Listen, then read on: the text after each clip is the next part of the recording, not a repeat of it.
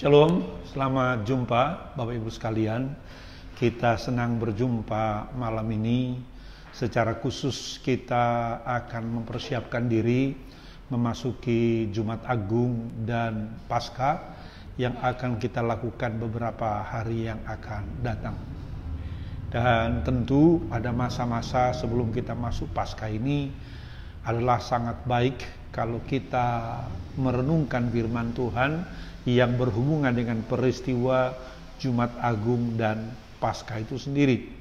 Kalau kita baca Alkitab, khususnya Injil Lukas, maka kita akan tahu bahwa Injil Lukas mencatat secara sangat rinci peristiwa penderitaan Yesus itu, mulai dari awalnya sampai pada penyalibannya, bahkan kematiannya, kemudian dikuburnya dan kebangkitannya.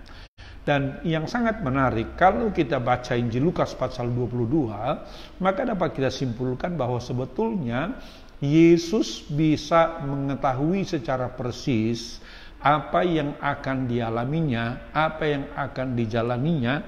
Karena itu dia persiapkan dirinya dan dia persiapkan juga murid-muridnya untuk menghadapi masa-masa yang secara manusia sangat sulit itu, tetapi bagi kita orang-orang yang percaya itu menjadi sesuatu yang sangat menggembirakan. Kenapa?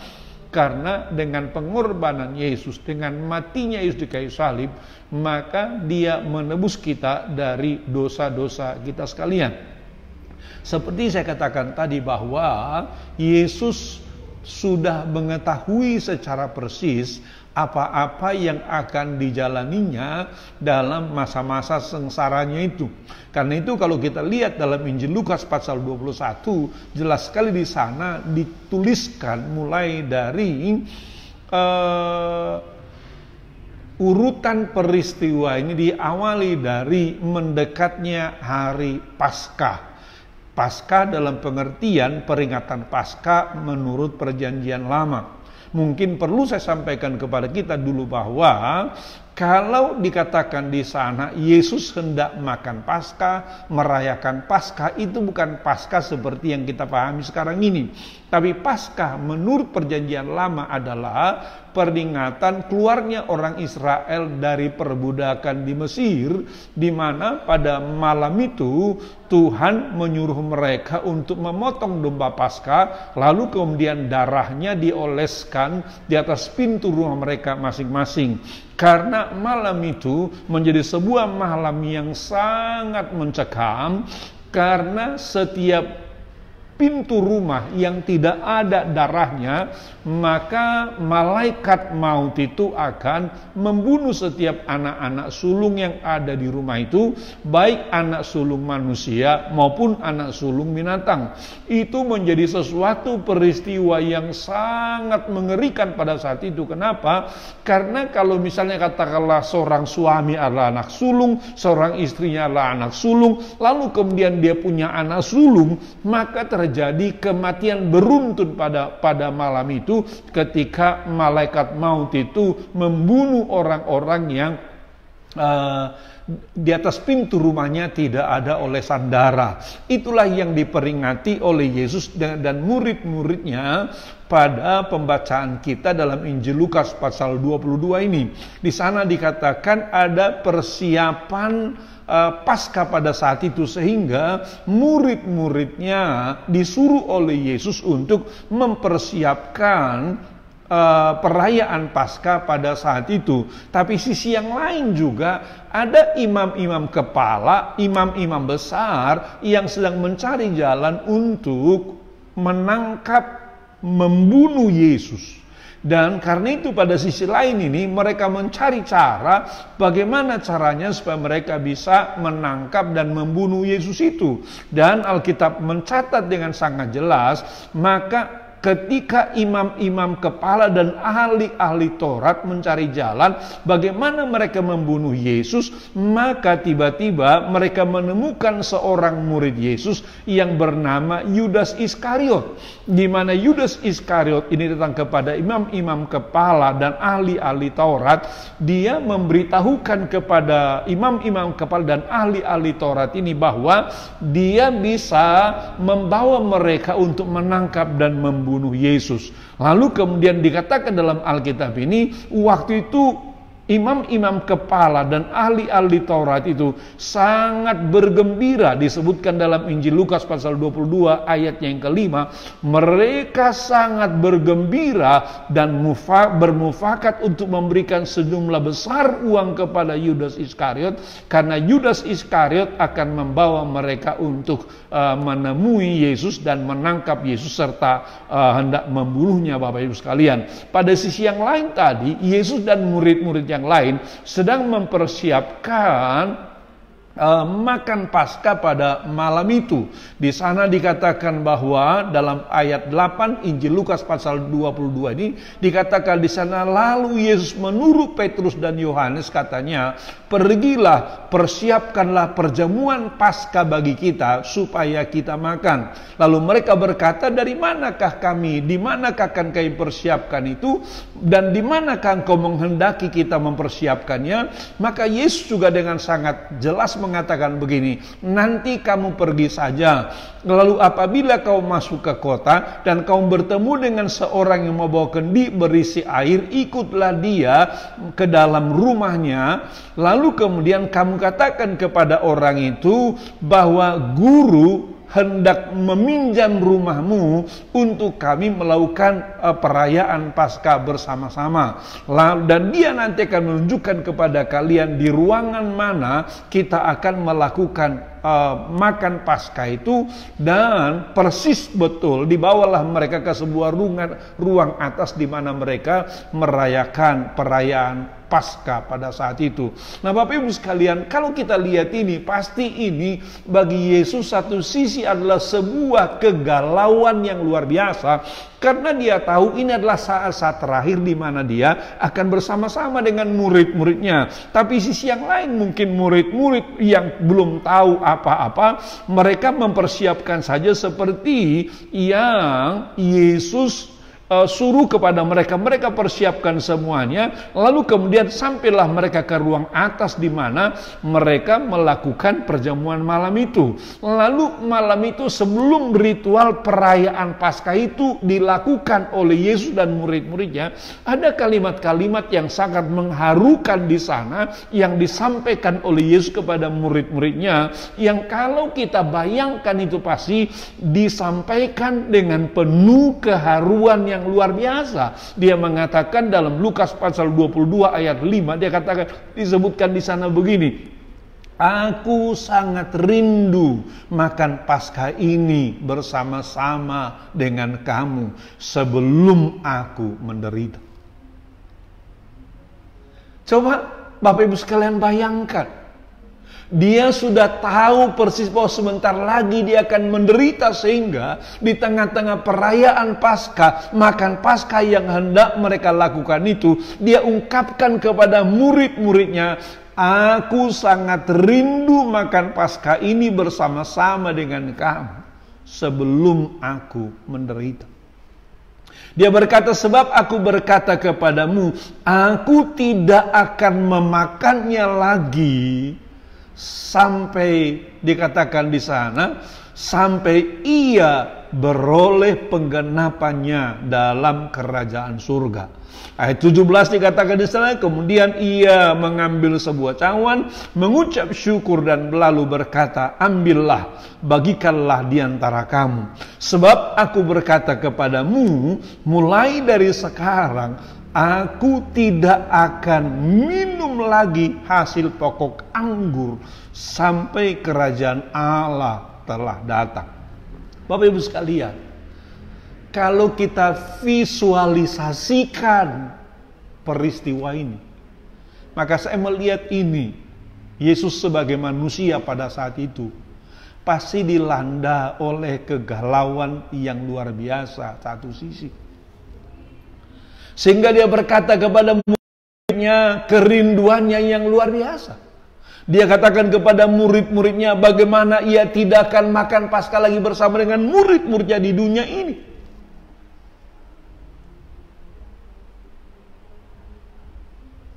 Dan saya percaya ini momen-momen di mana murid-murid betul-betul merasakan sesuatu yang berbeda dibandingkan dengan perayaan-perayaan sebelum. Lalu kemudian ketika dia mengambil roti dan membagi-bagikan kepada murid-muridnya, ayat 19 dalam Injil Lukas pasal 22 ayat 1 ini.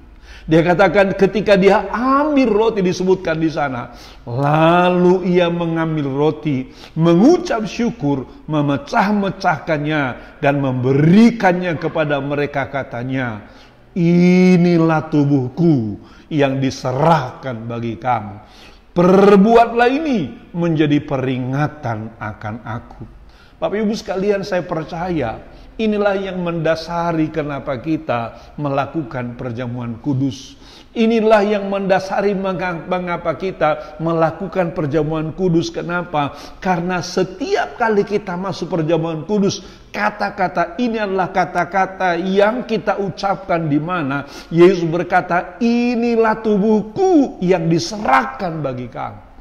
Perbuatlah ini menjadi peringatan akan aku. Lalu ayatnya yang ke-20 dikatakan di sana, demikian juga dibuatnya dengan cawan sesudah makan. Ia berkata, cawan ini adalah perjanjian baru oleh darahku yang ditumpahkan bagi kamu. Dia mengatakan lebih lanjut, tetapi lihat tangan orang yang menyerahkan aku ada bersama dengan aku di meja ini. Sebab anak manusia memang akan pergi seperti yang telah ditetapkan, akan tetapi celakalah orang yang olehnya ia diserahkan.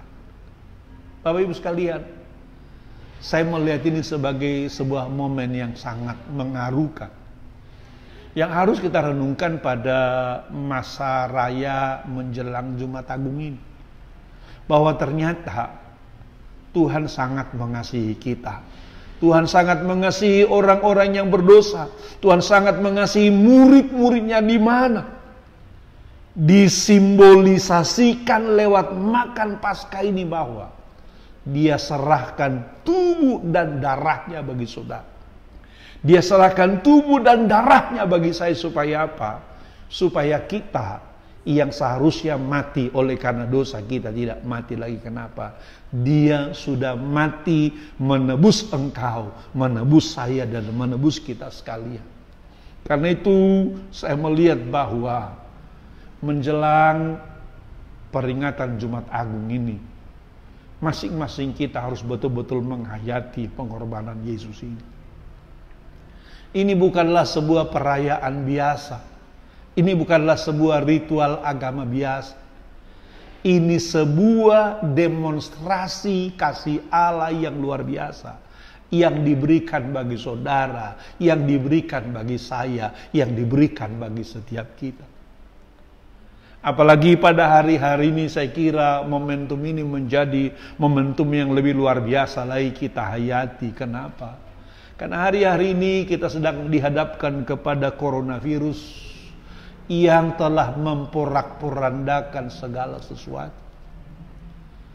Kita yang biasanya beribadah di gereja, merayakan Jumat Agung di gereja, hari-hari ini itu kita tidak bisa lakukan oleh karena coronavirus yang sedang melanda dunia. Di mana oleh para ahli mengatakan bahwa penyebaran virus ini adalah oleh karena adanya persentuhan antara manusia yang satu dengan manusia yang lain. Sehingga kita harus menjauh dari kawan-kawan yang lain.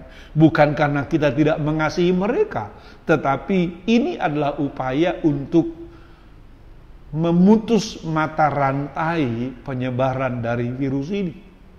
Termasuk hari raya yang sangat penting, yang biasa kita rayakan seperti Jumat Agung seperti ini bersama-sama. Kita tidak bisa lakukan karena kita menghindari penularan yang semakin meluas dari virus ini, rekan-rekan. Kadang-kadang ada juga orang mengatakan bahwa seolah-olah kita kurang beriman sehingga kita tidak membuka gereja pada masa-masa yang sangat penting semacam ini. Saya kira teman-teman, ini bukan tindakan tidak beriman. Ini jelas oleh karena secara ilmu dan pengetahuan kita ketahui bahwa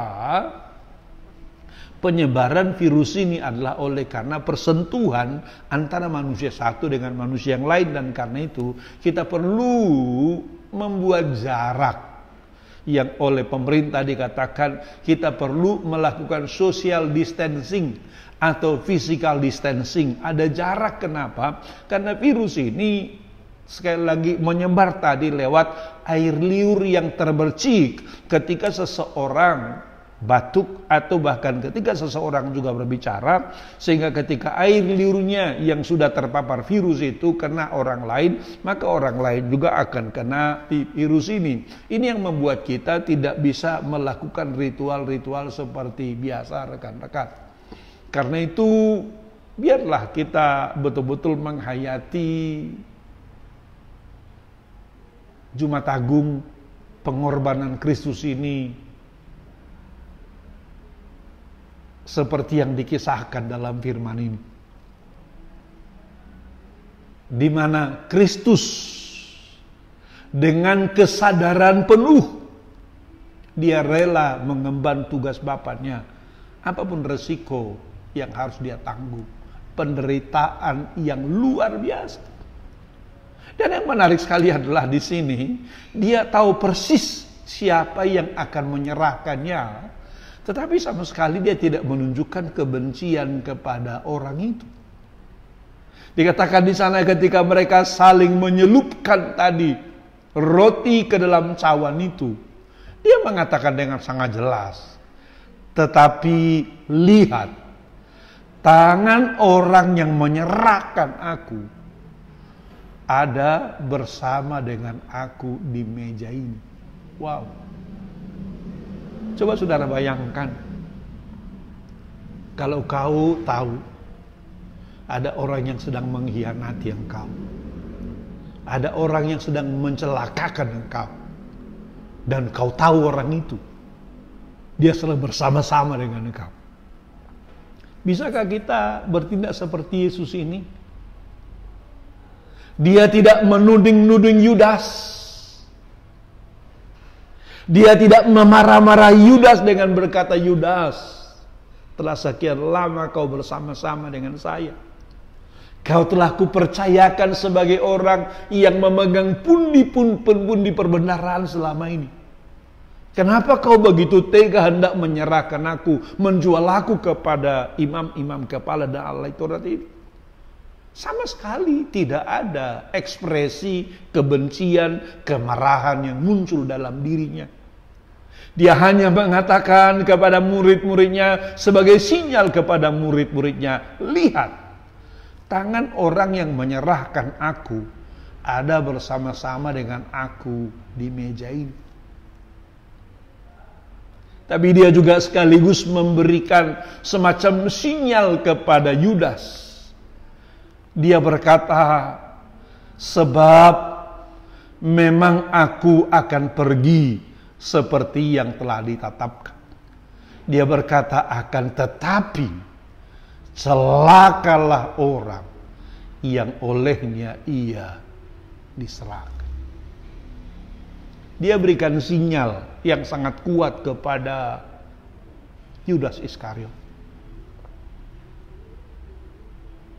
Tentu sampai saat itu Yesus tetap mengasihi Yudas Iskariot. Dia hanya memberikan sinyal kepadanya dengan harapan supaya Yudas itu kemudian bisa berubah dan bertobat. menyadari kesalahannya. Tapi rupanya Yudas tidak meresponi dengan baik. Itu sebabnya kalau kita baca lebih lanjut dalam Alkitab, setelah Yesus ditangkap, Yesus disalibkan, Yudas tidak menikmati uang hasil penjualan Yesus itu. Alkitab berkata, dia lemparkan uang itu kepada imam-imam kepala dan ahli Taurat itu. Lalu dia lari, kemudian dia menggantung diri. Rekan-rekan sekalian, setiap kita pasti pernah berbuat salah. Mungkin kesalahan yang kita lakukan begitu fatal. Saya mau sampaikan kepada kita, yang terpenting kita ingat bukanlah kesalahan itu. Yang terpenting kita ingat adalah bahwa Tuhan mengasihi kita. Karena itu, jangan ambil tindakan yang fatal seperti Yudas Iskariot ini. Ambil respon seperti Petrus. Besok kita akan renungkan mengenai Petrus yang menyangkal Yesus 3 kali. Alkitab mengatakan, tapi ini besok akan kita bahas lebih lanjut. Setelah Petrus gagal membuktikan apa yang dia katakan kepada Yesus, ketika dia berkata dia tidak akan menyangkali Yesus, tapi Yesus mengatakan kepada Petrus, sebelum ayam berkokok 2 kali, 3 kali, engkau telah menyangkali aku 3 kali. Dan itu betul terjadi. Dan kalau kita baca Alkitab dan kita lihat gambar diorama, patung lukisan yang ada di rumah ataupun gedung Saint Peter Kalikandu yang ada di Yerusalem sana.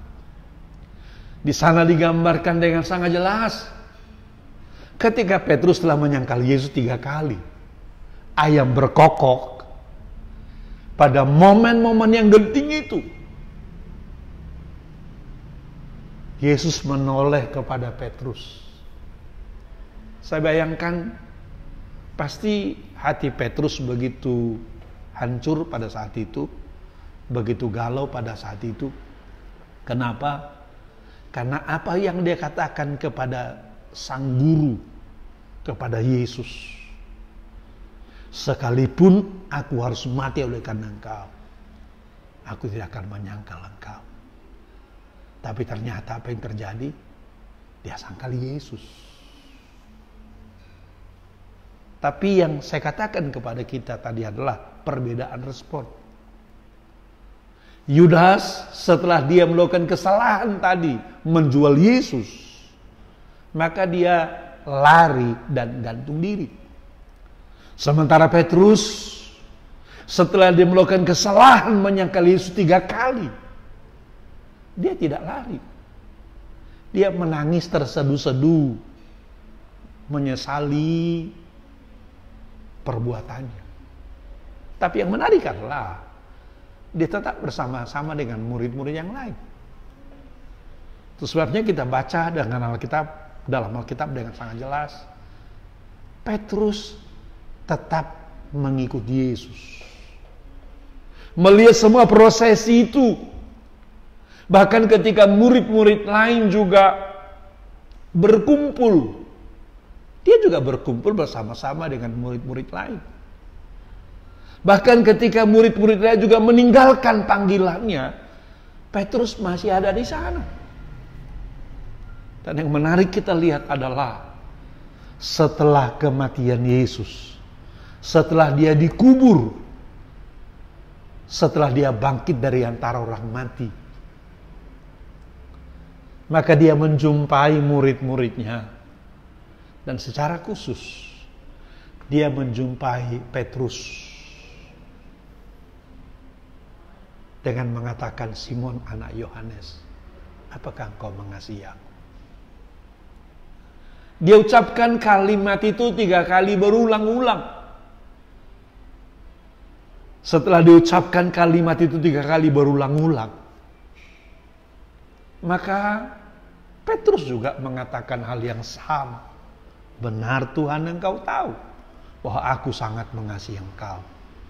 Tapi pada ungkapan yang ketiga dikatakan di sana, maka sedih hati Petrus. Karena Yesus berkata untuk ketiga kalinya, apakah engkau mengasihi aku? Dan Alkitab katakan, Yesus mengatakan, gembalakanlah anak dombaku. Rekan-rekan sekalian, biarlah dalam mempersiapkan kita memasuki Jumat Agung ini, kita hayati sungguh-sungguh peristiwa ini satu demi satu. Besok kita akan lanjutkan lagi, sehingga kita makin mendalami. Sehingga penghayatan kita akan pengorbanan Kristus itu betul-betul akan penuh, sehingga syukurmu kepada Tuhan akan makin tinggi. Kasihmu kepada Tuhan akan makin tinggi. Bahkan pengorbananmu kepada Tuhan akan makin tinggi. Bahkan engkau akan rela mengorbankan apapun, oleh karena engkau ingat kasih Tuhan yang luar biasa kepadamu. Jadi rekan-rekan sekalian, biarlah ini kita renungkan pada malam ini, yang akan kita lanjutkan pada renungan-renungan besok, sehingga kita betul-betul siap menyambut Jumat Agung. Kau pasti akan diberkati, kau pasti akan diobatkan, kau pasti akan dipulihkan.